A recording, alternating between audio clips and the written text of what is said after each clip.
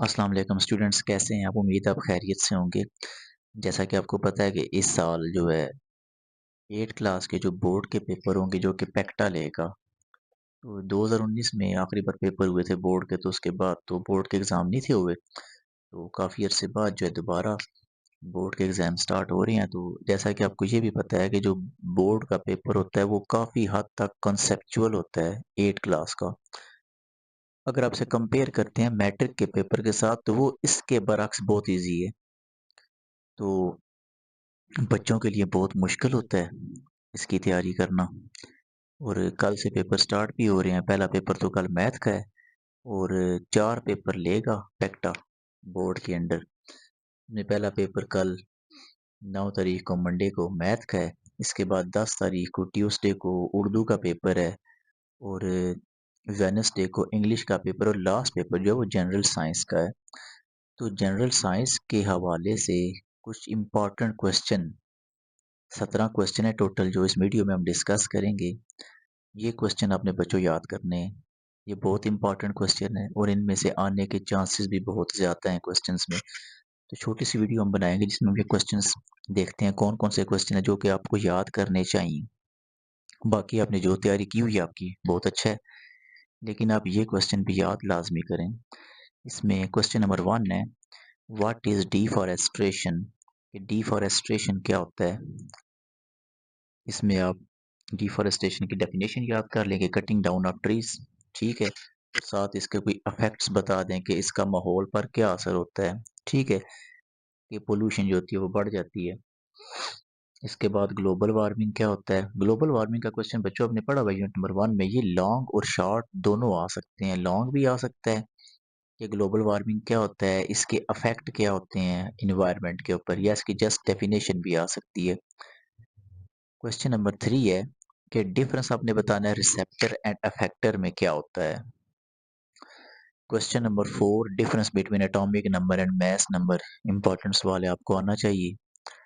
Question number 5 में आपने biotechnology को डिफाइन करना है और 2 लाइफ सेविंग मेडिसिन। आपने इस चैप्टर में ना चैप्टर नंबर 4 में मेडिसिन पढ़ी हुई हैं कुछ, जैसा कि insulin, interferon, growth hormone, beta endorphin, तो वो आपको आने चाहिए।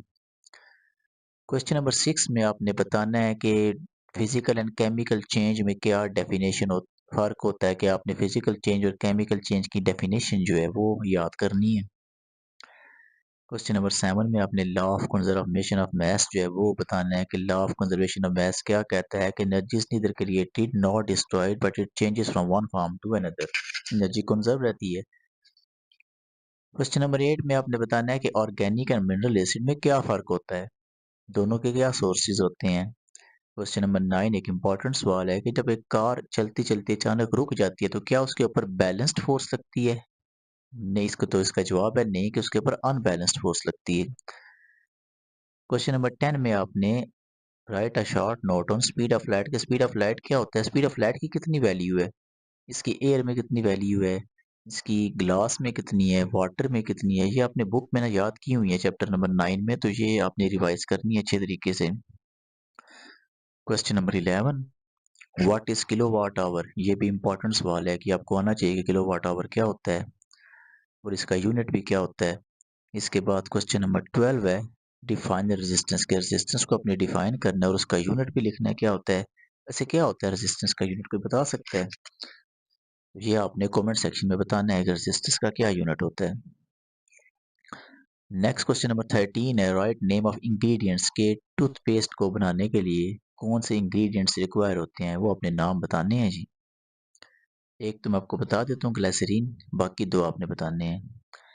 अच्छा जी, क्वेश्चन नंबर 14 है जी, ग्रीन हाउस इफेक्ट क्या होता है, इसकी डेफिनेशन आपने करनी है। लॉन्ग में भी आप कर सकते हैं, अगर ग्रीन हाउस इफेक्ट जो है किस वजह से होता है, ग्रीन हाउस गैसेस कौन सी होती हैं, उनके नाम बताएं।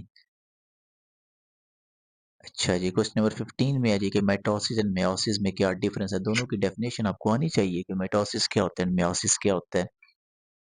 क्वेश्चन नंबर 16 जो है ये लॉन्ग हो सकता है कि कैरेक्टरिस्टिक्स आपको पता हो कि प्लेन मिरर की क्या होती हैं। एंड लास्ट क्वेश्चन जो है इसमें आपने बताना है कि which instrument is used to measure current and voltage.